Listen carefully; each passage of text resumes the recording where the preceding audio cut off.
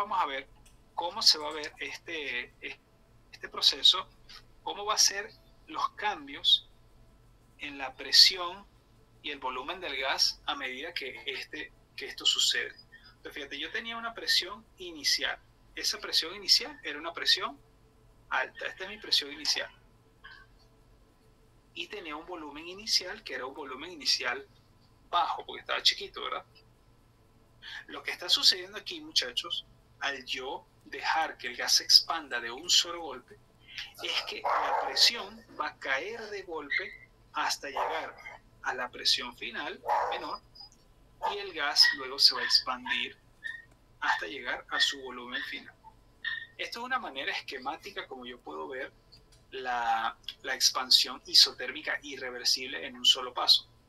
Empezamos aquí, este es mi estado inicial, y terminamos aquí, este es mi estado final, y pasa como en un solo guamazo, en un solo escalón. ¿Ok? Ahora vamos a imaginarnos cómo calcularíamos nosotros en este problema particular, cómo calcularíamos nosotros Q delta E, Q delta U y W. Entonces vamos a ver. Vamos a empezar por delta U. ¿Cuánto vale delta U? O sea, ¿cuánto vale no? ¿Cuál es la fórmula para delta U? Delta U igual a Q más W. Ok, bueno, sí, delta U igual a Q más W, esa es la primera ley, pero además nosotros ya vimos que hay una forma como nosotros podemos calcular delta U, que es con número de moles. CMB. Esa. CMB. Por la variación de la temperatura. Bien. ¿Y cuánta es la variación de temperatura en este caso? No hay ninguna. No hay ninguna.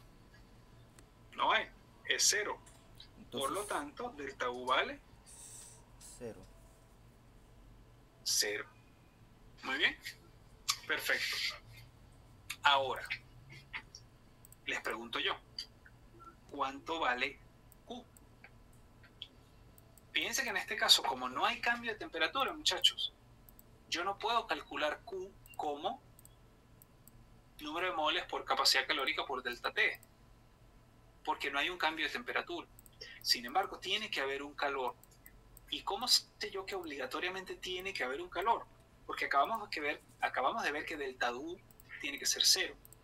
Y si delta U es 0, y yo veo que el pistón se está expandiendo, es decir, el pistón está haciendo un trabajo porque se está expandiendo, W no puede ser 0. ¿Sí me sigue? Sí. W no puede ser 0. ¿Por qué? Porque el gas se está expandiendo. Delta U en este caso es 0. La única manera de que Q más W me dé 0, ¿sí? La única manera es que Q no sea 0. Porque si W no es 0, vamos a suponer que W valga 1. La única manera que delta U sea 0, si W vale 1, es que Q sea menos 1. ¿Sí me sigue? Sí. Sí. Es imposible que delta U sea 0 y que Q también sea 0 si W no es 0. Entonces fíjense que eso me crea un problema, porque entonces como Carrizo calculo yo el calor en este caso. Entonces, bueno, pues en este caso, como sabemos que delta U es 0, ¿verdad? Entonces sabemos, despejando de la primera ley, nosotros vamos a saber que 0 es igual a Q más W, por lo tanto, Q va a ser igual a menos W. Que es justamente lo que les decía. En este caso, el calor, el sistema sí está absorbiendo calor. Lo que pasa es que todo el calor que él está absorbiendo lo está utilizando, lo está gastando para hacer el trabajo. Y esa es justamente la razón por la cual no hay cambio en la energía interna. Fíjate que todo tiene sentido. Es como que yo te dijera, mira, tú vas a hacer el ejercicio y en ese ejercicio vas a quemar exactamente las calorías del almuerzo que te comiste. Entonces, la cantidad de energía que tú almacenaste es 0. ¿Por qué? Porque tú comiste algo, entró calorías, pero tú hiciste ejercicio y las quemaste completicas, salió trabajo. Por lo tanto, el neto es 0. ¿Sí me entiendes? Eso es lo que está sucediendo aquí. El calor se está invirtiendo para hacer trabajo. Entonces la pregunta es, bueno, chévere, ¿y entonces cómo hago para calcular el trabajo? O sea, bueno, en este caso, fíjate que en este caso, el trabajo, nosotros siempre dijimos que el trabajo era menos P externa por delta B. Y esto aplica siempre y cuando durante el proceso de expansión la presión externa permanece constante. En este ejemplo que yo les puse aquí, muchachos, la presión externa es constante. ¿Y cómo sé yo que la presión externa es constante? Porque acuérdense, la clave es que la presión externa sea constante durante el proceso. Usted me dice, sí, profe, pero usted redujo la presión externa al principio. Entonces sí, yo al principio bajé la presión externa para que el gas se pudiera expandir, pero eso lo hice antes de que ocurriera el proceso de expansión, porque le puse los taquitos, ¿se acuerdan? Sí. Sí. Pero después yo puse la presión externa, la dejé, y después yo quité los taquitos, el gas se expandió. Durante todo ese tiempo la presión externa se mantuvo constante. Así que yo en este caso puedo calcular trabajo como P externa menos P externa por el cambio de volumen. No hay rollo. Entonces estamos listos. Tenemos delta U, tenemos trabajo, y de la primera ley tenemos calor. Si el trabajo me dio menos 30 calorías, el calor va a ser más 30 calorías. Y así sucesivamente. Ahí estamos claros. Sí. Muy bien. Ahora vamos a pasar a la tercera laminilla. ¿Y qué es lo que vamos a ver ahora? Vamos a ver... Ahí va. Vamos a ver un caso parecido, pero ligeramente diferente. Esta es la lámina 3. Ok, ya va. Se me adelantó esta lámina. Dame un segundito.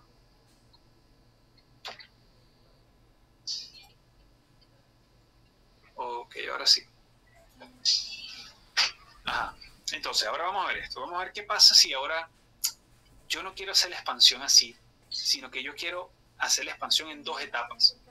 O sea, supongamos que yo quiero agarrar, yo tengo mi estado inicial, el mismo estado inicial, y yo quiero llegar al mismo estado final. Pero en lugar de poner la presión externa de tal manera que el pistón se expanda completo hasta un estado final, yo quiero dejarlo que se expanda solo hasta la mitad primero y después que se expanda el resto. ¿Sí me siguen esa idea? Sí. Sí. Dirán, ay, ¿y por qué quiero hacer eso? Bueno, ahorita vamos a ver por qué. Vamos a suponer que yo quisiera hacer una expansión en dos etapas.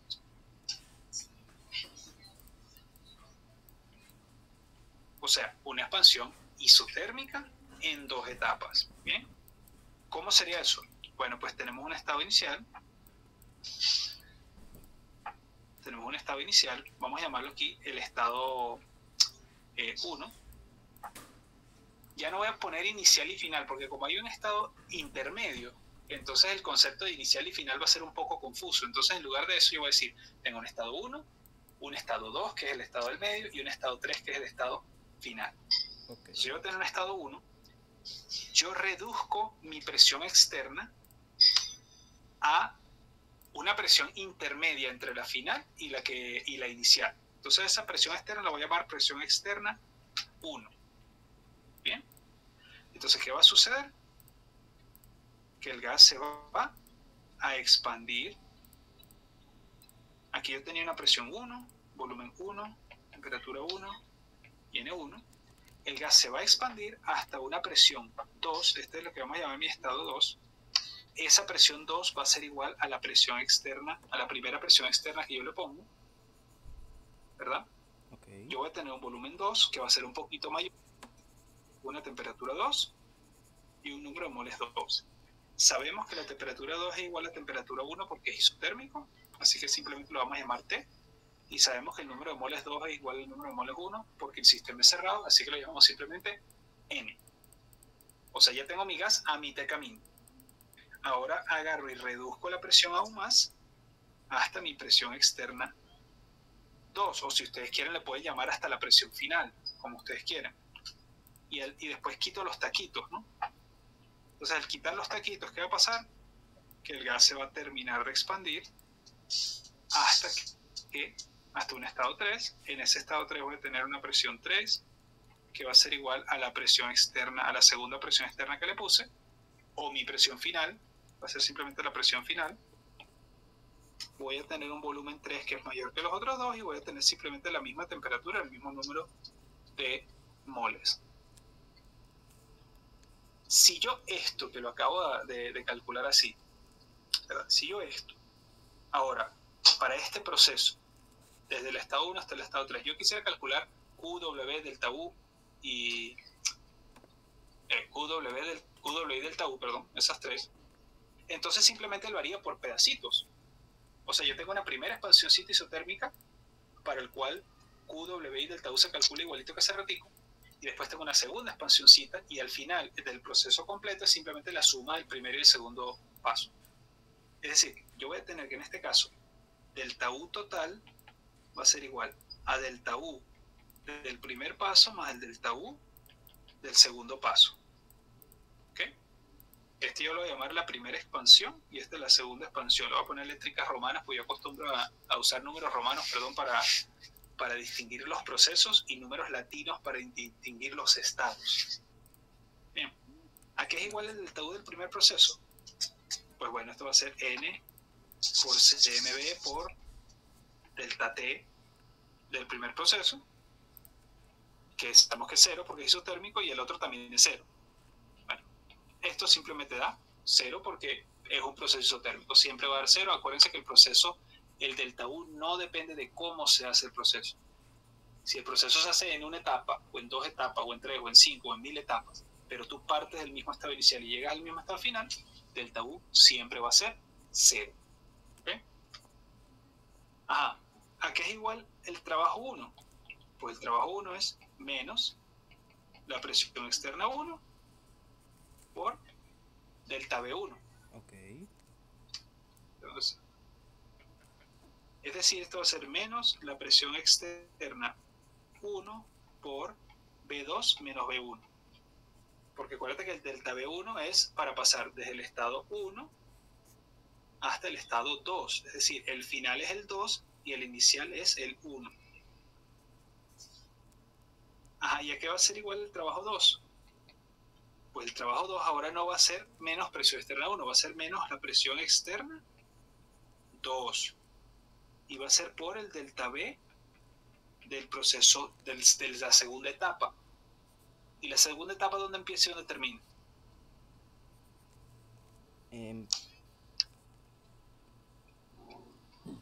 Empieza en el estado... Empieza en el, por decirlo así, en el estado 2 y termina en el estado 3. Exactamente, muy bien. Entonces, ¿cuál es el segundo delta B? Va a ser el volumen final, que en este caso es 3, menos el volumen, que en este caso es 2. Entonces ahí tenemos menos la segunda presión externa multiplicado por el volumen 3 menos el volumen 2. Fíjense, es la misma fórmula que usamos hace rato, pero cambian los valores de la presión porque ahora es un poquito más pequeña, ¿sí? Porque tengo que reducir un poquito para que expanda, y cambian los valores de los volúmenes. Si yo eso lo representara en una gráfica, entonces lo que vería de presión contra volumen, lo que vería sería simplemente un proceso con 2 escalones. ¿Sí me entienden? Sí. Este sería mi estado 1, este sería mi estado 2, este sería mi estado 3. Este vendría a ser mi presión 1, esta es mi presión 2, esta es mi presión 3, y este es mi volumen 1, volumen 2 y volumen 3. ¿Bien? Vale.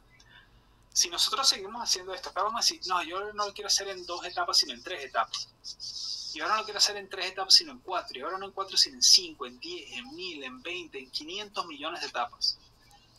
Si yo puedo seguir haciendo esto y dividiendo ese proceso completo en cualquier cantidad de números de etapas chiquiticas, pequeñitas. Y eventualmente yo voy a llegar a un límite en el cual el cambio en el volumen es tan pequeño que prácticamente no hay cambio de volumen, y en el cual la diferencia de presión entre la presión externa y la presión interna del gas es tan pequeña que prácticamente no hay diferencia. ¿Sí me entienden? Okay. Cuando yo llego a ese límite en el cual yo hago esta expansión desde mi estado inicial hasta el estado final en infinitos pasos pequeñitos, en cada uno de esos pasos, como es tan pequeño, el sistema prácticamente está en equilibrio con la presión externa. ¿Me entienden? Y como en cada punto de esa expansión el sistema está en equilibrio con la presión externa, esa pequeñita expansión perfectamente se podría regresar de manera natural y espontánea sin necesidad de ningún tipo de trabajo. ¿Por qué? Porque ambas presiones iniciales, la de fuera y la de adentro, son prácticamente iguales. ¿Sí me entiendes? Sí. Entonces, cuando tú llevas eso al límite, tú tienes un tipo especial de proceso que se llama proceso reversible. Y en el caso de los procesos reversibles, pues ustedes se darán cuenta que calcular el trabajo para un proceso reversible implica sumar presión externa por delta V chiquiticos miles de millones de veces. Se le fue la luz a Tabata. Sí, vi ahorita el mensaje, gracias Eduardo. Sí me había extrañado que se había salido. Y también la otra chica que había entrado, ¿cómo se llama? Creo que es Anastasia. Era Anastasia. Creo. Ah, ok. No estoy seguro si era Bueno. ella. Bueno, lo bueno es que gracias a Dios usted no se las ha ido y está quedando grabada la clase, así que... Sí, hoy Dios me miró los ojos, me quitó la luz a las 3 y me lo puso a las 6, así que bueno. Uf. A mí no se Gracias me a ha ido. Dios. A mí no se me ha ido. Y no quiero abrir mucho la boca porque la última vez que abrí la boca, Anthony, Sí. Anthony me saló y se me fue la luz antes de la clase. Bueno, muchachos, entonces al punto pues está llegando para que continuemos la clase. Como les digo, igual esa clase les va a quedar grabada a ellos, así que a todos, así que gracias a ustedes, así que bueno, no va a haber rollo, no se van a perder nada. Entonces lo que importa aquí, muchachos, es que yo puedo dividir entonces mi expansión isotérmica en cualquier cantidad de etapas pequeñitas, ¿sí? Cuando yo llevo ese número de etapas al límite del infinito, es decir, cuando yo llevo el tamaño, el cambio en el volumen de cada una de esas expansiones a un cambio de volumen infinitesimalmente chiquitico, ya estoy utilizando esa palabrita que ustedes de matemática lo deben recordar, cambios infinitesimales, ¿verdad? Sí, cuando Que los son cambios cambios son muy pequeños. infinitesimalmente pequeños, es decir, estamos hablando ya, estamos metiéndonos en el rango del cálculo y de las derivadas, ¿no? Entonces, en el límite en el que el cambio de volumen tiende a cero, es decir, la diferencia de volumen, esa expansión se vuelve cada vez más pequeña hasta ser prácticamente cero, entonces nosotros estamos en presencia de un proceso infinitamente lento, ¿okay? Y ese proceso lo vamos a llamar una expansión, bueno, mejor dicho, ese tipo de proceso lo vamos a llamar proceso reversible. Ahora, los procesos reversibles, muchachos, en la realidad no existen. Y la razón es muy sencilla. El infinito no es un número, es un concepto. Es algo que nunca se acaba. Entonces, si tú quieres dividir una expansión desde un estado inicial hasta un estado final en infinitos pasos individuales, efectivamente nunca vas a llegar desde el estado inicial al estado final, porque vas a tardar infinito tiempo en llevar a cabo esos infinitos etapas. Entonces ustedes me pueden preguntar, entonces ¿para qué carrizo estamos viendo esto? Si eso es algo que nunca va a suceder. Bueno, esto resulta muy importante, muchachos, porque el proceso reversible representa en termodinámica un caso límite. Y cuando quiero decir un caso límite, quiero decir que es un caso o es un punto más allá del cual no se puede llegar. Es decir, lo más lento que tú puedes llevar a cabo un proceso es por medio de un proceso reversible. Todo proceso que se ocurra en la realidad va a ser un proceso que ocurre infinitamente más rápido que un proceso reversible. ¿Sí me sigue? Entonces solo los procesos irreversibles son... No, los reversibles son, pues así algo como teórico, porque son solo procesos que ocurren tan lento que no podríamos, o sea, no nos daría tiempo ni siquiera de ver cuándo ocurre el cambio. No verías nada. En en nuestro lapso de vida no lo veríamos. Vale, o sea, el hecho de que por lo menos tengamos un proceso en A pase a B con un cambio, pero regrese a A, no lo hace un proceso reversible. Al menos ligado a eso que usted nos está explicando. O sea, si tú puedes distinguir el estado A del estado B y puedes medir una diferencia entre el estado A y el estado B, no es un proceso reversible. Simplemente es un proceso irreversible que hiciste en un sentido y luego en el sentido contrario.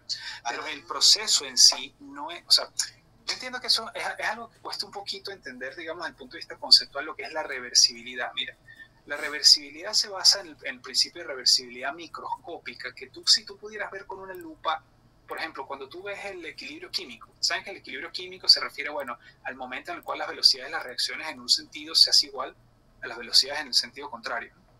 Entonces, cuando uno habla de reversibilidad, uno entiende que es algo que está en equilibrio porque hay dos cosas opuestas que están ocurriendo al mismo tiempo y se están equilibrando entre sí. ¿Bien? Cuando nosotros hablamos de un proceso reversible, efectivamente en cada punto a lo largo de ese proceso el sistema está en equilibrio con los alrededores. Y si está en equilibrio con los alrededores significa que él puede moverse para adelante y para atrás, pero esos movimientos son tan infinitamente pequeños que no hay manera de distinguir el siguiente estado del anterior. Y ese es el punto, esa es la idea detrás de lo que es un proceso reversible. Es un proceso donde el paso de un estado al estado siguiente es tan infinitesimalmente pequeño, o sea, es tan infinitamente pequeño que no hay manera de distinguir el estado final del inicial. Por eso que te digo que si tú en un proceso real, tú llevas un sistema a un estado de A a B y luego lo regresas de B a A, no estás en realidad haciendo un proceso reversible. Simplemente estás haciendo un ciclo. ¿Bien? Ok, pero es una pregunta muy válida, por cierto. Entonces, como les digo, la importancia de los procesos reversibles es que son casos límites, primero. Y la segunda importancia, que esto sí les va a gustar, es que, bueno, que de hecho ya se las dije, que los procesos reversibles implican procesos que están en equilibrio.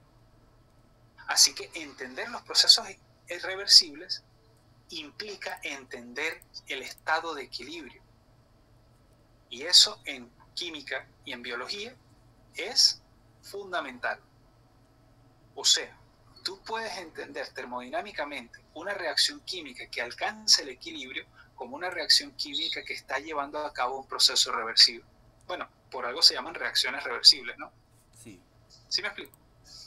Y eso es importante. ¿Por qué? Porque entonces tú puedes sacar cuentas de propiedades termodinámicas de una reacción química en el equilibrio utilizando este tipo de cosas de ecuaciones que estamos viendo aquí. Y de hecho lo vamos a hacer.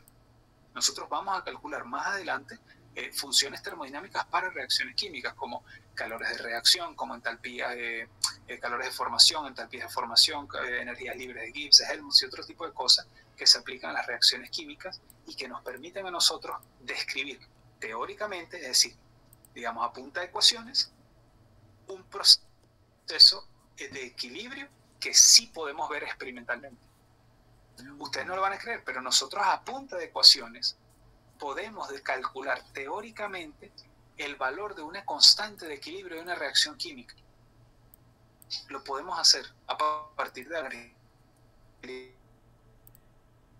Vamos a ver más el tema del ¿eh? Entonces, por los momentos, quiero que tengan entonces esa idea de la importancia de los procesos reversibles. Y la segunda idea que quiero que se lleven es cómo hacemos para calcular nosotros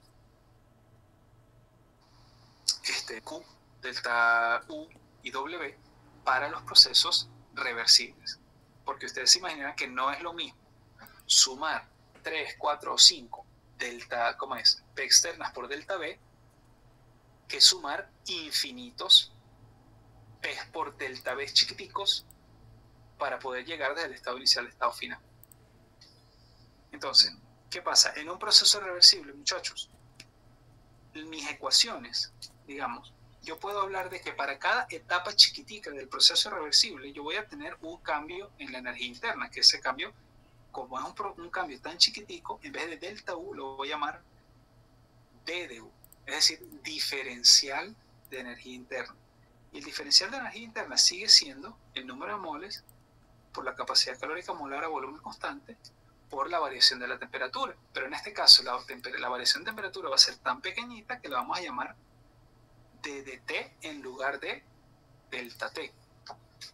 Esta vendría a ser, muchachos, la variación de energía interna para cada uno de esos pasitos infinitesimalmente chiquiticos que vamos llevando a cabo para hacer el proceso de expansión.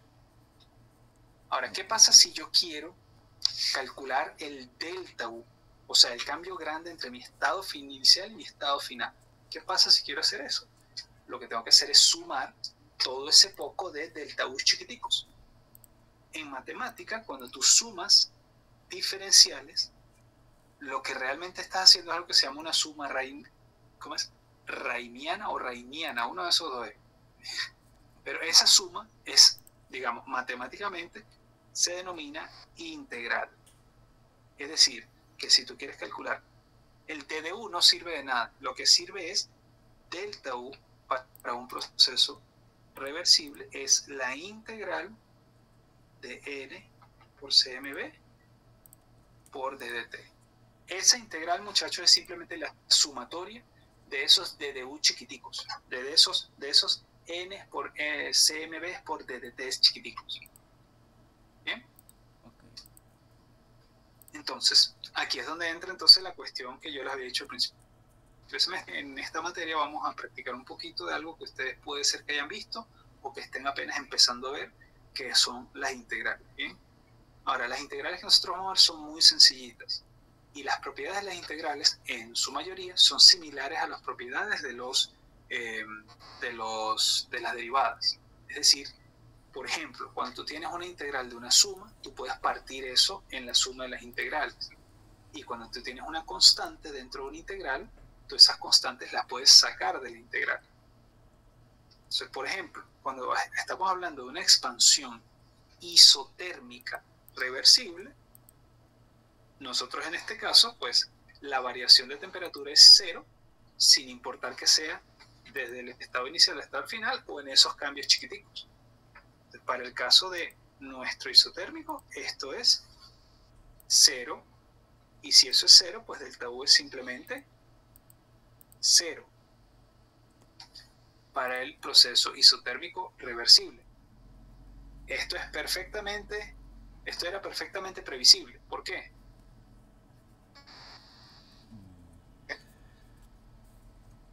Porque como el cambio es, ¿Por qué?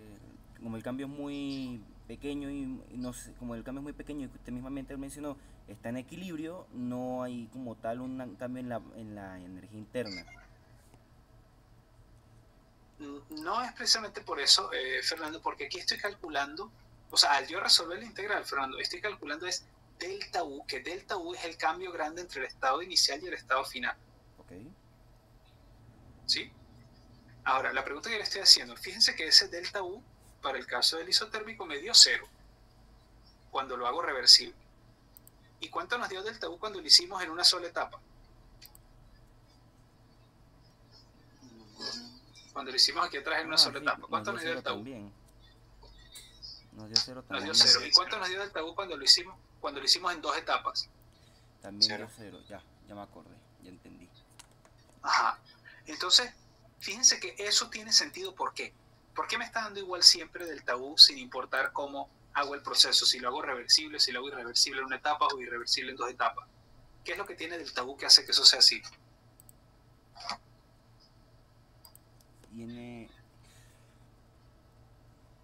¿Qué característica tiene? No cambia, no delta U. En este caso, como es isotérmico, como no cambia la temperatura, en la fórmula da 0.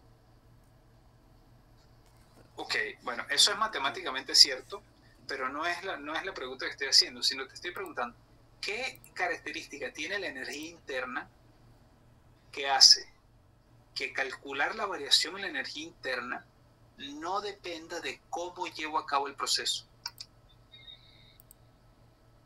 Se la he dicho varias veces. Se me olvidó el nombre. Se me olvidó. Fíjense, la energía interna U solamente depende de una cosa, que es el estado. No depende del proceso. Entonces, si yo empiezo en el estado 1 inicial y yo termino en el mismo estado final, no importa si el proceso para llegar del estado inicial al estado final sea reversible o si sea irreversible en una etapa o 2 etapas o 20 etapas o 5 etapas, o si yo me voy para Maracaibo y después regreso y sigo haciendo otras etapas, si yo parto del estado inicial y termino en el mismo estado final, delta U siempre va a ser igual, porque de U, no delta U, sino U es una función de estado. Acuérdense de eso, muchachos. U es una función de estado, y como es una función de estado, los valores de la variación de la energía interna, delta U, siempre van a ser los mismos si tú partes y terminas entre los mismos estados iniciales. Sí, lo que importa son los estados.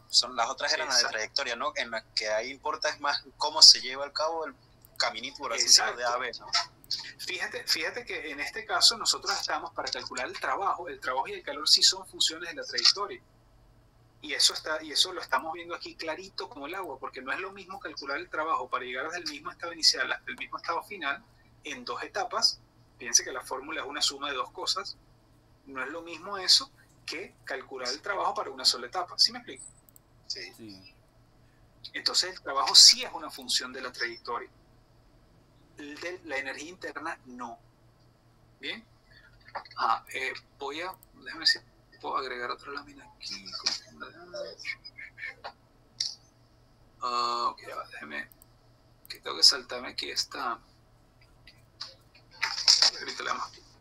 Ok, ahora, entonces ya vimos que para mi proceso isotérmico reversible, entonces delta U, vamos a continuación, proceso isotérmico reversible. Entonces ya vimos que para el proceso isotérmico reversible, delta U, en este caso es la integral de N por CMB por DDT, esto sigue siendo 0, ok, perfecto. Ahora, ¿qué pasa en el caso de un proceso reversible cuando queremos calcular el calor, el trabajo, perdón? Entonces, fíjate que para el caso del trabajo, si yo quisiera hacer mi proceso reversible, recuerden que el trabajo para nosotros en un proceso grande, digamos, cuando la presión externa es constante, dijimos que trabaja la presión externa por delta B, ¿verdad? Sí. Ahora, ¿qué pasa si yo llevo eso, si yo los delta B los llevo al límite en el cual yo tengo delta B muy, muy chiquiticos? Pues que en ese caso no estoy calculando el trabajo grande, el trabajo completo de todo mi proceso, sino que estoy calculando un diferencial de trabajo, que lo vamos a llamar P, y ese diferencial de trabajo va a ser simplemente menos la P externa por el diferencial de volumen. Ahí simplemente lo que hice fue convertir el delta grande en un delta chiquitico, infinitesimalmente pequeño. Okay. Si yo quisiera en este caso llevar a cabo un proceso reversible, como les dije, en cada etapa del proceso reversible, en cada uno de esos cambios chiquiticos, el sistema sigue en equilibrio con los alrededores. Entonces, ¿qué significa eso para la presión externa? Significa que la presión externa en todo momento es aproximadamente igual a la presión del gas. ¿Por qué? Porque el sistema está en equilibrio. Está en equilibrio con los alrededores en todo momento.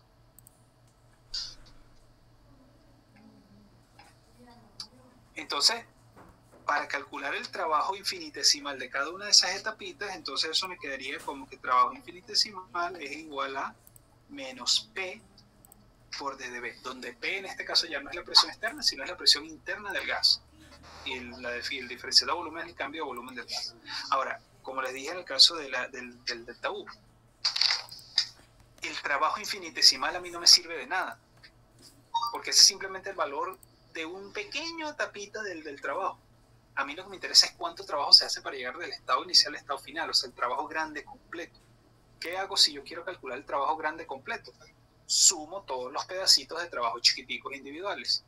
Y en el caso de la suma de trabajos infinitesimales, eso significa integrar. Si yo integro el trabajo, lo que obtengo es W. Noten que en este caso no puse delta W, porque yo no estoy integrando una función de estado, estoy integrando un valor que es una función de la trayectoria. Bien, esto es una integral de trayectoria, vamos a decirlo así. Y su resultado es simplemente W. Pero del otro lado, tengo el menos, lo puedo sacar de la integral porque es como decir un menos 1 que lo puedo sacar por dB. Ahora fíjense que aquí tengo un problema, muchachos. Si yo estoy haciendo una expansión isotérmica, y en esa expansión isotérmica la presión externa va a cambiar, porque yo tengo que empezar desde la misma presión del gas y tengo que irla disminuyendo lentamente para que el gas se vaya expandiendo lentamente. Yo me doy cuenta rapidito que la presión del gas no es constante, ¿verdad? Sí. Entonces no puedo sacar la presión de mi integral, la tengo que dejar ahí. Ahora, el problema que tengo aquí, digamos, matemáticamente, es que cuando yo quiero resolver una integral, yo tengo que asegurarme que todas las cosas que estén dentro de la integral sean solamente función de lo que se llama la variable de integración, que la variable de integración es lo que tiene la d al lado, el diferencial. Fíjense que cuando yo tengo una integral, el d de b, este que está aquí, me dice a mí que esa integral es una integral con respecto al volumen. Así como cuando ustedes sacaban derivadas, ustedes derivaban con respecto a x, o derivaban una función con respecto a a, o derivaban una función con respecto a y así sucesivamente. En integral sucede lo mismo. Aquí estoy integrando con respecto a el volumen. Para yo poder resolver la integral, las únicas cosas que pueden variar dentro de la integral son el volumen, más nada. Entonces ahí yo digo, pero entonces ¿cómo me como eso? Si yo tengo expresión, no tengo volumen y la presión está variando. Entonces en ese caso lo que nosotros apelamos por la ley de gases ideales. Por eso que la ley de gases ideales es una fórmula, perdón. No, lo que usted estaba diciendo, que es una fórmula donde se hace una relación entre la presión, el volumen, la temperatura, el número de moles y la constante R. Entonces en este caso lo que se hace es que se toma la ecuación de la ley de los gases ideales, se despeja y ahí después se hace, ¿cómo es que se llama? Se hace una cancelación con unas cuantas variables. Se sustituye. Okay. Ya. Fíjate, sabemos de la ley de gases ideales que la ley de gases ideales, acuérdense, es una ecuación de estado. No una función de estado, una ecuación de estado. Es una fórmula matemática que relaciona la presión, el volumen, la temperatura y el número de moles para un gas ideal en un estado dado. Entonces yo puedo decir que PV es igual a nRT. Esa fórmula se aplica tanto al estado inicial como al estado final, como a cualquier estado intermedio y como cualquier estado en general. Yo de aquí puedo, como dijo Fernando, expresar, gracias a la ecuación de gases ideales, puedo expresar la presión como una función de nRT y B. Y si yo esto lo sustituyo aquí, entonces obtengo que para un proceso de isotérmico reversible, el trabajo va a ser igual a P. ¿Quién es P? P es nRT sobre B. Eso era P. Y eso va multiplicado por T de B. Ahora, mi sistema es cerrado. Es decir, el número de moles no cambia. Por lo tanto, yo puedo sacarlo de la integral. Ya va, que esto se me volvió loco aquí la tabla. Entonces, exacto. Entonces yo puedo sacar el número de moles de la integral porque es constante. R es la constante de los gases ideales. Evidentemente es constante, así que R lo puedo sacar. Y además estamos hablando de un proceso isotérmico. ¿Qué significa isotérmico? Que la temperatura es constante. Así que nRT yo puedo sacarlo completico de la integral. Y esto me queda entonces menos, no se vayan a olvidar ese menos, nRT, y lo que me queda es la integral de d de b sobre b. Ahora, así como ustedes tenían unas digamos, como unas fórmulas que les decían a ustedes cuáles eran las derivadas básicas cuando aprendieron a derivar, pues hay una serie de fórmulas para las integrales básicas. Y en el caso particular, lo voy a poner aquí arriba, en el caso particular de la integral de d de x sobre x, el resultado de la integral de x sobre x es el logaritmo neperiano de x.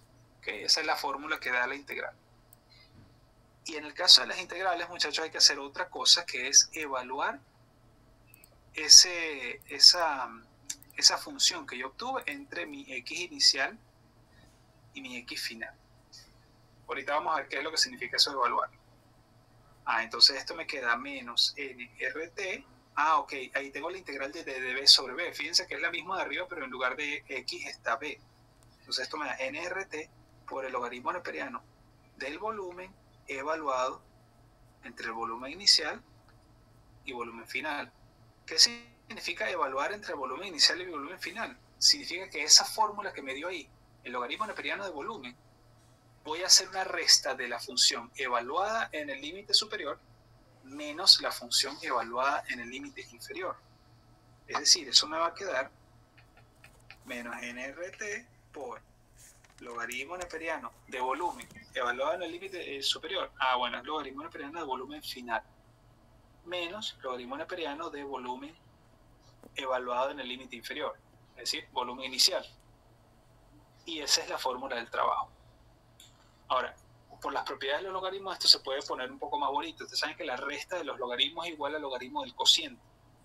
Entonces eso se puede poner un poquito más bonito, no es necesario, pero se puede poner un poquito más bonito y decir entonces que el trabajo para un proceso isotérmico reversible es menos nRT, logaritmo neperiano de volumen final sobre volumen inicial. Y esa, muchachos, es la fórmula que nosotros vamos a utilizar para el cálculo del trabajo de un proceso reversible, de un proceso isotérmico reversible.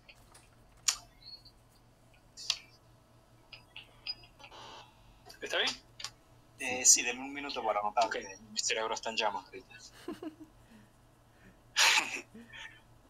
Bueno, eso es lo bueno de tener la clase grabada, ¿verdad? Sí.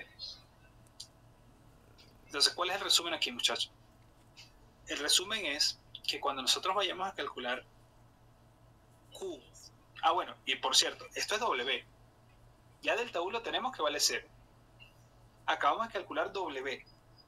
¿Qué nos falta? El calor, en este caso. El calor. Pero ustedes se acuerdan que si delta U vale 0, habíamos dicho que el calor tenía que ser igual a menos W, ¿verdad? Sí. Entonces, como tenemos W, pues ya tenemos calor. Lo que tenemos que hacer es quitarle el signo. Entonces, digamos, para terminar aquí, como calor es igual a menos W, ya bueno, vamos a poner así desde el principio, como delta U es 0, entonces calor es igual a menos W. Y como W es menos nRT logaritmo de tal, entonces calor va a ser igual a menos nRT logaritmo neperiano de B final sobre B inicial. Pongo los dos menos para que no se vayan a pelear con los signos. Mire, los signos es la fuente más grande de errores en termodinámica. Menos por menos da más, así que el calor me queda simplemente nRT logaritmo de B final sobre B inicial. Y ese es el calor para un proceso isotérmico reversible. ¿Bien? Bien. Perfecto. Bueno, muchachos, yo sé que tienen el cerebro recalentado, pero antes de irnos, quería entonces que aplicáramos estas cosas un momentico en unos ejercicios, bueno, no nos partimos acaso para hacer uno. Vamos a hacer un ejercicio práctico de lo que hemos visto hasta ahora. Entonces aquí tengo un enunciado que conseguí rapidito por internet. Dice, considera un cilindro pistón que contiene 2,5 litros de un gas ideal a 30 grados centígrados y 8 bar. ¿Qué será eso de 8 bar? Presión. Esa es la presión, exacto. El gas se expande reversiblemente hasta 5 bar. Si se supone que el proceso ocurre isotérmicamente, ¿cuál es el cambio de energía interna del sistema? ¿Cuánto trabajo se realizó y cuánto calor se transfiere? Esa es la pregunta A. Y la pregunta B es si el proceso ocurre adiabáticamente. Ese no lo vamos a hacer ahorita porque no hemos visto el proceso adiabático. ¿Okay? Entonces, bueno, yo después le recorto ahí el pedacito de la pregunta B. Entonces vamos a resolver la pregunta A, pues justamente para aplicar lo que acabamos de ver. Vamos a volver a leer. Dice, considere un cilindro pistón que contiene 2,5 litros de un gas ideal a 30 grados centígrados y 8 bar. ¿Qué me están dando ahí, muchachos? Cuando ustedes vayan a atacar los ejercicios, ustedes tienen que tratar de analizar qué cosas. Que en los datos vamos a tener datos relacionados con los estados y datos relacionados con los procesos. ¿Bien? Bien. Ajá. Me están dando volumen, Ajá. que son los 2,5 litros. Ajá. El gas ideal a 30 grados centígrados de temperatura y 8 bar es presión 1. Ajá. Por lo tanto, 5 bar es presión 2. Entonces vamos a hacer un esquemita de qué es lo que está sucediendo para tener toda la información bien organizada. ¿Ok? ¿qué es lo que tenemos? Tenemos un pistón, y ese pistón va a tener un estado inicial, como es un solo proceso de estado inicial, al final está bien, tenemos un estado inicial, y en ese estado inicial yo voy a tener un volumen inicial, que son 2,5 litros, una presión, una temperatura inicial, que es 30 grados centígrados. Les aconsejo inmediatamente conviertan las temperaturas a Kelvin, porque aquí en termodinámica todo se trabaja en Kelvin, y para transformar a Kelvin hay que sumar 273. No le voy a poner ahorita el 0,15 para hacerlo más rápido. Sabe que tiene que ponerle el 0,15. Son 303 Kelvin. Y tengo una presión inicial que es de 8 bar. ¿Okay? Ajá. El bar es una unidad de presión muy parecida a la atmósfera. De hecho, es casi que una atmósfera. Nosotros vamos a tomarlo como si fuera una atmósfera. Oye, muchachos, pero sabemos que es bar, pero para no enrollarnos ahorita con las unidades, yo voy a poner aquí 8 atmósferas. Simplemente para no enrollarnos ahorita con las unidades. Después practicamos conversiones a unidades y todo eso. Yo estoy dejando que esto se expanda. Y voy a tener un estado final. Bien. Entonces dice, el gas se expande reversiblemente hasta 5 bar. ¿Qué me están dando ahí? Me están dando la presión final. Son 5 bar, nosotros vamos a poner 5 atmósferas, como les digo, para tratarlo de manera sencilla. Y me dice que es reversible y es isotérmico. Entonces, ¿qué no me dieron? No me dieron el número de moles, no me lo dieron. Tampoco me dieron la temperatura final, y tampoco me dieron el volumen final, y tampoco me dieron el número de moles final. Dice que si se supone que el proceso ocurre isotérmicamente, eso hace la temperatura, no sé, la temperatura. Ajá, exactamente, pero vamos a ver la información que nos dieron en cuanto al estado. Estoy anotando ahorita, esto es estado inicial y esto es estado final. Fíjense que los estados, ¿qué información tienen? Presiones, temperaturas y volúmenes. Esa es la información que nosotros tenemos sobre los estados. ¿Ok? Sí. Ahora, ¿qué sabemos acerca del proceso? El proceso es un proceso isotérmico reversible. Eso es información del proceso. Entonces ahora podemos usar esa información para ir resolviendo el problema. ¿Qué es lo que nos piden calcular? Nos piden calcular Q, nos piden calcular W y nos piden calcular delta U. ¿Bien? Ahora sí, acostúmbrense, muchachos, a hacer esto de esta manera. Primero hagan su esquemita, su información, saquen todos los datos y después le caen a resolver el ejercicio. Ahí están mis incógnitas y ahora sí vamos a caerle al problema. Entonces, ¿cómo resolvemos este tipo de ejercicio? Pues primero que nada, casi siempre hace falta conocer los volúmenes y las temperaturas en todos los estados para llevar a cabo los cálculos. Entonces, lo primero que yo normalmente hago cuando voy a resolver un problema es calcular los datos que me faltan. Es decir, calcular las temperaturas y volúmenes que me faltan. El número de moles a veces hace falta, a veces no. En este caso sí nos va a hacer falta, así que también vamos a calcular el número de moles. ¿Cómo se calculan esos datos? Bueno, hay unos que son fáciles. Por ejemplo, ya Eduardo dijo que, mira, a mí me dijeron que el proceso era isotérmico. Isotérmico significa que la temperatura es constante. Y si la temperatura es constante, eso significa que T inicial es igual a T final. O mejor dicho, vamos a ponerlo al revés. Que T final es igual a la temperatura inicial, la cual es 303 Kelvin. Entonces, ya tengo la temperatura final. Yo voy a rellenar esto aquí. Vamos a ponerlo en color azul para distinguir los que estoy calculando y los que me dieron como datos. ¿Está bien? Bien. Vale. Muy bien. Entonces ya tengo la presión final, tengo la temperatura final, me falta el volumen final y los números de moles. En los ejercicios, cuando ustedes vean que para un estado tienen 3 datos, el cuarto siempre lo pueden calcular con la ecuación de gases ideales. Pero fíjense que para el estado inicial yo tengo el volumen, la temperatura y la presión. Lo único que me falta es los moles, el número de moles. Así que yo inmediatamente puedo calcular para el estado inicial. Yo sé que P inicial por B inicial es igual a moles iniciales por RT inicial.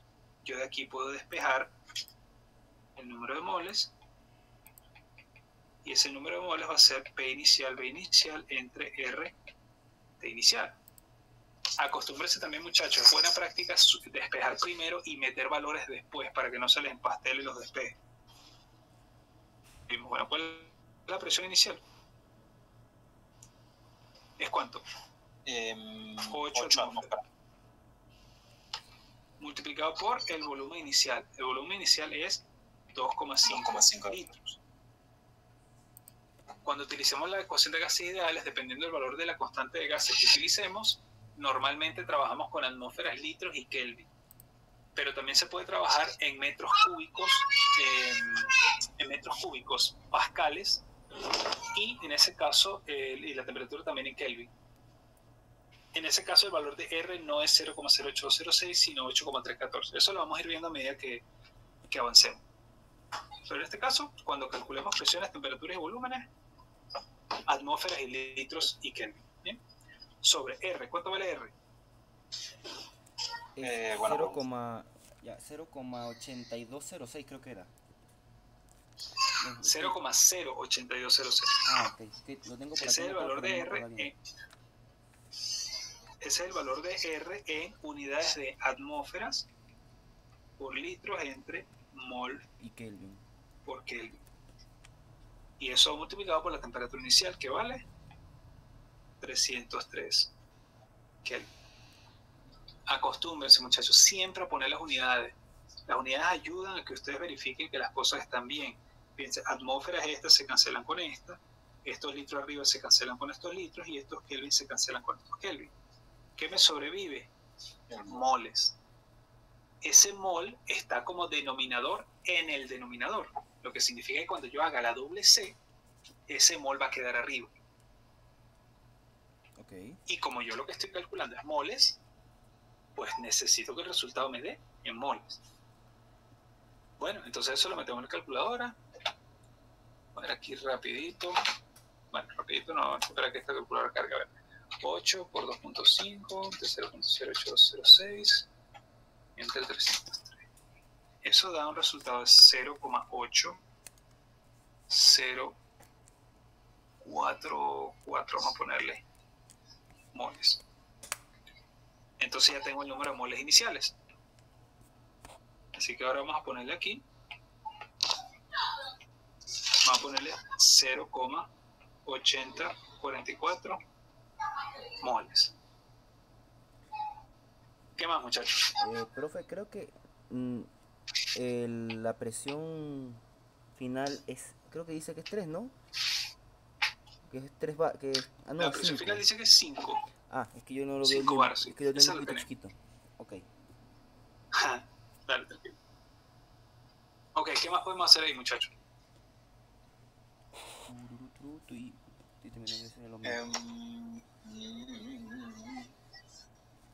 ¿Qué nos falta? Volumen final, tal vez. Ajá. Ah, ahora se puede hacer al revés. Ahora creo que se puede hacer al revés para calcular el volumen final. Ah, no, porque no, ya va. Yo estaba pensando usar los moles. No, dice que se expande. ¿Los moles son constantes o no? Ya va, me perdí. Estoy pensando. Bueno, pregunto. ¿Los moles son constantes o no? Por eso, ¿cuál es el cambio de la energía interna del sistema? No nos especifica si es un sistema cerrado o... Pero fíjate que dice que es un cilindro pistón. Ah, en este caso sería imagínate, cerrado. Sería cerrado. O sea, imagínate la jeringa tapada. ¿Sí? Vale, entonces es cerrado y podemos decir que en N final son los mismos moles. Exactamente. Entonces tú dices la mejor manera, digamos, si ustedes quieren, digamos, botarla hacer las cosas, pero mira, al pie, o sea, hacerlo bien, de manera que cualquiera que le dé ese problema, no solo yo, cualquiera lo entienda, entonces hacen el razonamiento y lo escriben. Mira, es un sistema cerrado, eso significa, tal cual como digo, significa que los moles finales son iguales a los moles iniciales, por lo tanto son iguales a 0,8044 moles.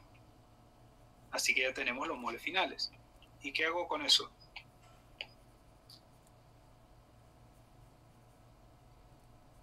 Como son los mismos, ahora se puede usar la misma fórmula de del cálculo de moles.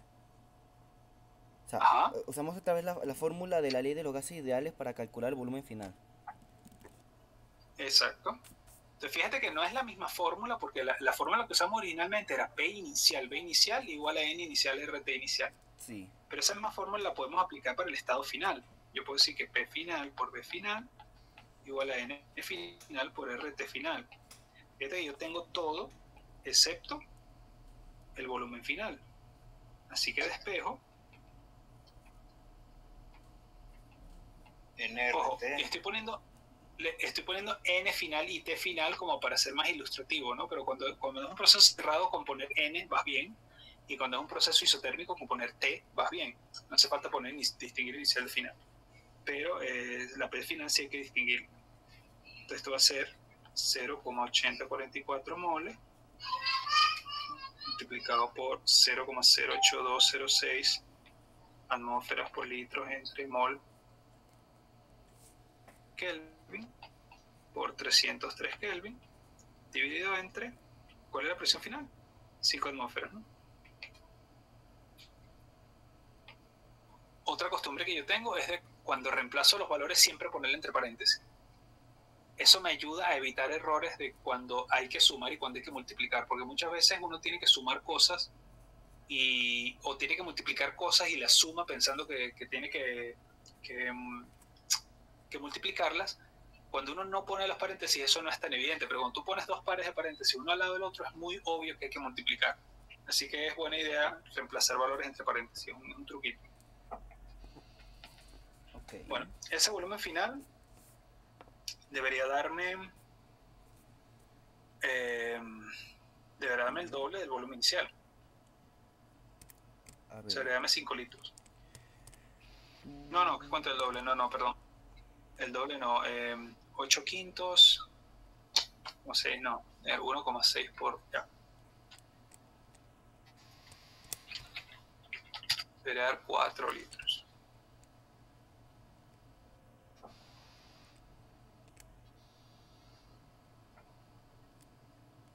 Me voy a sacar la cuenta aquí. A ver.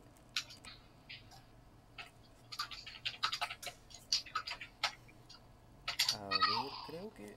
No, creo que lo puse mal. A ver. Ah, no puse un paréntesis.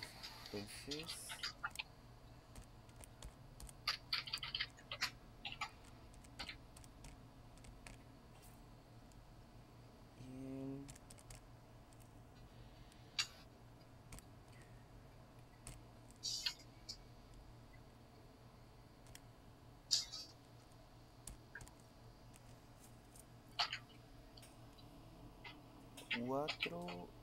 medio 4 directamente.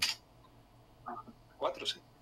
Sí. Ah, sí lo puse bien con los paréntesis. Yes. Sí. Fíjate que este incluso había otra manera de resolverlo más fácilmente, muchachos, porque utilizando la ley de Boyle, creo que es la que relaciona presión con volumen. Tú puedes decir que dado que estás teniendo la temperatura constante y la masa constante, tú puedes aplicar la ley de Boyle y decir que P inicial, B inicial es igual a P final, B final. Entonces tú despejas B final y te da P inicial, B inicial entre P final y eso te da 8, voy a poner, 8 atmósferas por 2,5 litros entre 5 atmósferas y eso te da directamente 4. Esa es una segunda manera de hacerlo. ¿Bien? Sí. Te los dejo ahí como... Más cómodo. Es más corto. Es más cómodo y es más corto, muchachos, y no requiere el cálculo del número de moles, pero hay dos cosas que quiero resaltar aquí. Primero que nada, que aquí igual vamos a tener que calcular el número de moles, así que pues sí, da lo mismo, o sea, el trabajo las demás de igual manera. Pero el problema, muchachos, es que esto solamente aplica para los procesos isotérmicos. Y es muy común, y de hecho ha sucedido en la mayoría de los exámenes que yo he hecho en esta carrera, y es muy común que cuando ustedes agarran y resuelven problemas de ejercicio, procesos adiabáticos, el problema con los procesos adiabáticos es que todo cambia. Cambia la temperatura, cambia la presión y cambia también el volumen. Entonces es muy común que en los procesos adiabáticos agarren y utilicen P1, B1 igual a P final, B final, y pues cometan el error y resuelvan el ejercicio como si fuera isotérmico. Entonces por eso es que yo prefiero que lo hagan de la primera manera siempre, porque de esa manera no hay pele. Con la primera forma que lo hicimos no hay pele, siempre van a tener eso bien. Si ustedes utilizan para calcular presión y volumen, la presión, temperatura y volumen, y el número de moles del estado que estás calculando, ahí no hay para dónde agarrar, eso va a estar bien siempre. En cambio, si tú utilizas P inicial, B inicial igual a P final, eso solo aplica para los isotérmicos. ¿Sí me sigue? Sí. Entonces, a pesar de que es más rápido, es bueno, digamos, como buena práctica para evitar errores en el examen, hacerlo de la primera manera también. Bien, muchachos, entonces ahí tenemos todo nuestro estado inicial y final resuelto. Así que ahora podemos pasar a la siguiente lámina, que voy a tener que borrarle la lámina esta. Entonces vamos a pasar a la siguiente lámina. Y vamos entonces a calcular ahora lo que nos falta. Y lo que nos falta es trabajo, delta U y calor. Entonces, vamos por el fácil. Entonces delta U va a ser igual a la integral de N por CMB por DDT. Esto es 0 porque es un proceso térmico, no hay variación de temperatura, así que todo eso da 0, por lo tanto delta U es 0. Entonces listo, delta U. Como eso es 0, hacemos Bien. el mismo cálculo que en el ejemplo que nos dio al inicio y el calor va a ser igual a el trabajo menos el trabajo. Entonces solo calcularíamos en este caso el trabajo y tendríamos el valor también de lo que es Q. Exacto, entonces sabemos por la primera ley,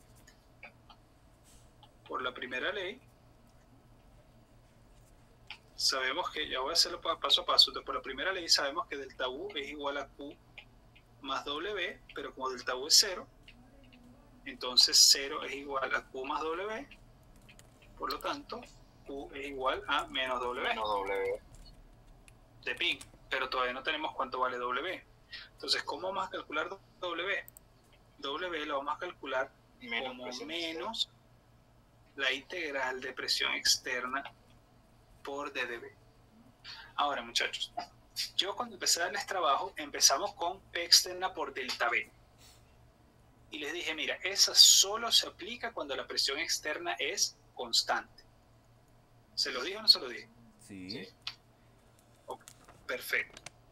Esta fórmula que yo les coloqué aquí, como está haciéndose con un proceso infinitesimalmente lento, esta fórmula aplica de esta manera, tal cual como está escrita, para cualquier proceso, sin importar qué proceso sea, sin importar que sea isotérmico, adiabático, isocórico, reversible, irreversible, no importa.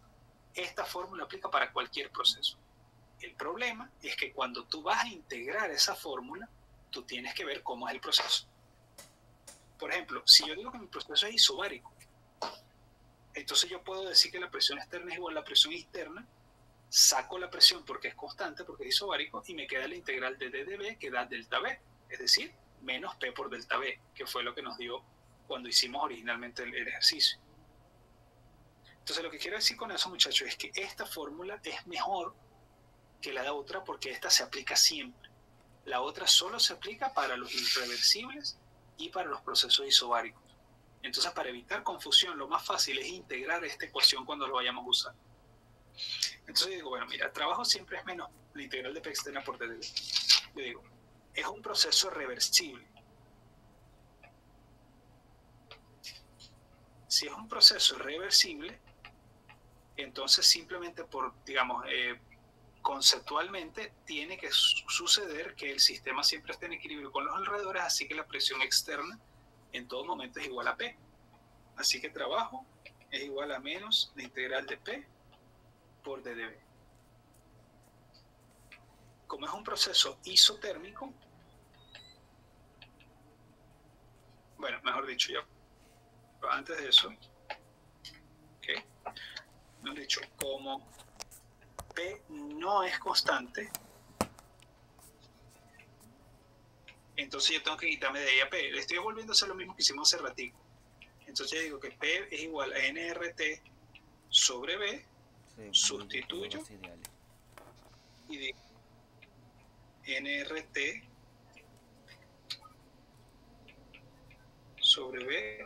por ddB. Y ahora sí decimos, como es isotérmico, entonces todo esto sale de la integral y me queda que trabajo es menos nRT por la integral de ddB sobre B, y esto da menos nRT logaritmo neperiano de B final sobre B inicial. ¿Ok? Bien. Y ahora podemos sustituir los valores. Entonces esto va a ser menos N. ¿Quién es N? 0,8044 moles. Multiplicado por R. ¿Quién es R? Entonces aquí es donde viene un asunto importante. Yo voy a calcular W. Y W es trabajo. Yo quiero que el resultado de trabajo me dé en unidades de trabajo o de energía. Entonces el R que yo voy a utilizar, lo tengo que utilizar en unidades de trabajo o de energía. El R que utilizamos hace ratico, de 0,08206, está en unidades de atmósfera litro. Okay. Y atmósfera litro es de hecho una unidad de trabajo, atmósfera litro. Pero no es una unidad de trabajo bonita. Yo prefiero, y todo el mundo prefiere, trabajar con joules o trabajar con calorías. Entonces en ese caso nosotros tenemos que utilizar un valor distinto de R, que es simplemente R en otras unidades. Resulta que R tiene tres valores. Tiene 0,08206 atmósferas litros sobre mol Kelvin,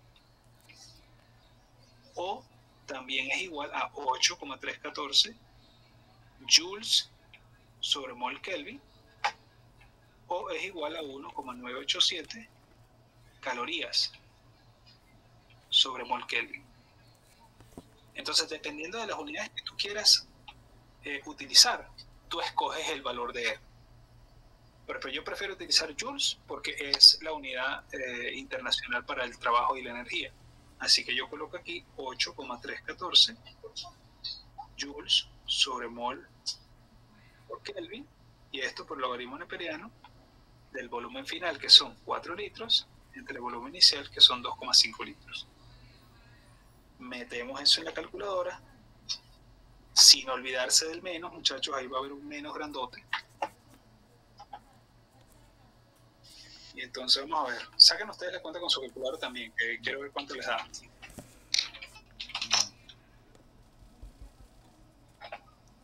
Anotando las unidades de R para tenerlas a la mano en otras ocasiones.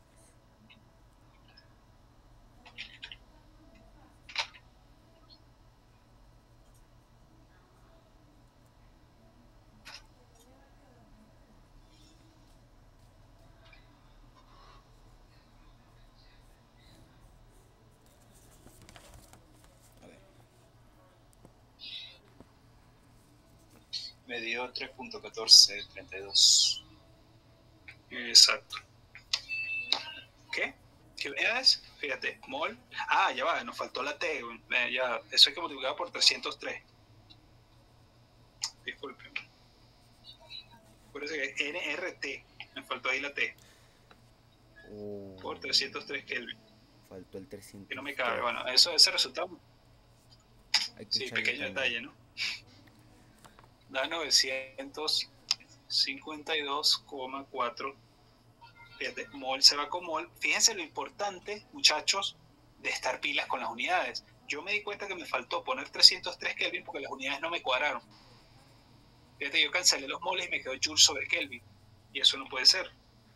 Entonces ahora sí, el Kelvin sea con Kelvin, eso me da joules. Con eso, muchachos, tenemos listo el trabajo. ¿Y entonces cuánto vale el calor? El calor sería menos 900. Entonces sería más 952,4. Listo. Joules. Bueno, muchachos, para terminar la clase entonces, les pregunto rapidito. ¿El trabajo quién lo está haciendo? ¿El sistema o los alrededores? ¿Y por qué? Lo está haciendo... Los alrededores. Eduardo fue el que dijo, ¿no? Eduardo dijo los alrededores. No estoy de todo seguro, pero es que al ser una unidad negativa eso significa que está saliendo, ¿no? Ajá. ¿Y cuándo el trabajo es positivo y cuándo es negativo? Es positivo cuando el calor, bueno, el W entra. Ajá. Y negativo cuando sale. Entonces, ¿está saliendo o está entrando? Está saliendo. O sea, el sistema... Entonces, ¿quién lo está haciendo? Entonces, el sistema el que está haciendo el trabajo. Exactamente. Es el sistema el que está haciendo el trabajo. Okay. Y tiene sentido, porque es el gas que se está expandiendo. Entonces, el gas es el que está empujando para arriba. ¿Sí lo ves? Ahora el calor entra o sale. El calor entra, no mentira. Sale. A ver, W está saliendo, por lo tanto el calor sí, el calor sale. El calor sale también, o sea que este es un proceso en el cual el sistema está haciendo trabajo, está botando calor y por alguna razón su energía interna está permaneciendo constante. ¿Tiene sentido? No. No, ¿verdad? No. O sea, es como que yo hago ejercicio, vomito y pañapa quedo igual que estaba antes. No, ¿verdad? No tiene sentido. Entonces razonen los signos. Si no hay cambio de energía interna y está saliendo trabajo, tiene que estar entrando el calor. Sí.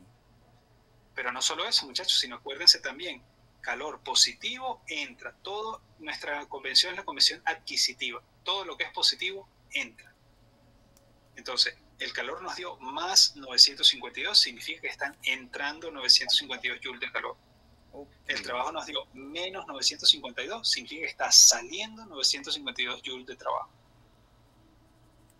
Y por lo tanto, si está saliendo lo mismo que está entrando, ¿cuál es el cambio en la energía interna? No hay cambio directamente. No hay cambio, cero.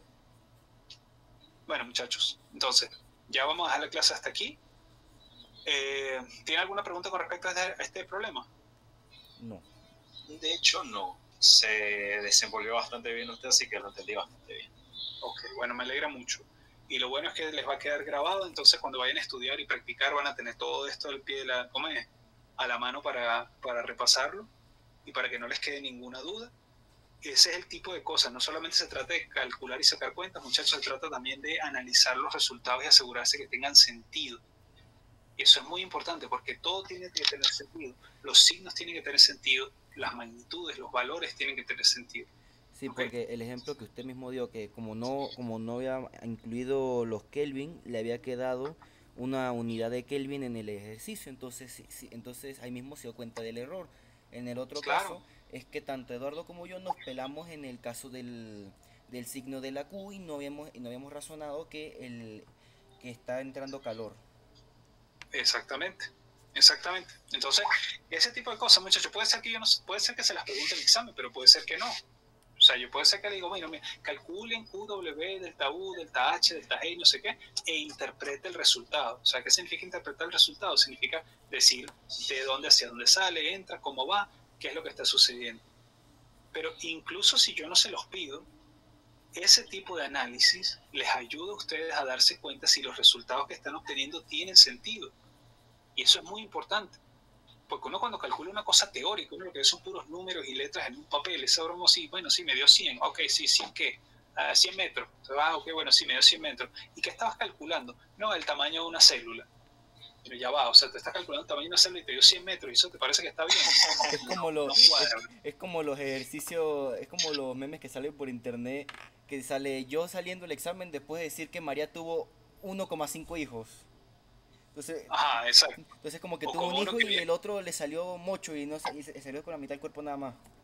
Exacto. O como por ejemplo ayer que estaba viendo justamente un meme, que era un chamo con una cara así mirando así, que decía, ChatGTP, la luna está a 6 pies de distancia de la Tierra.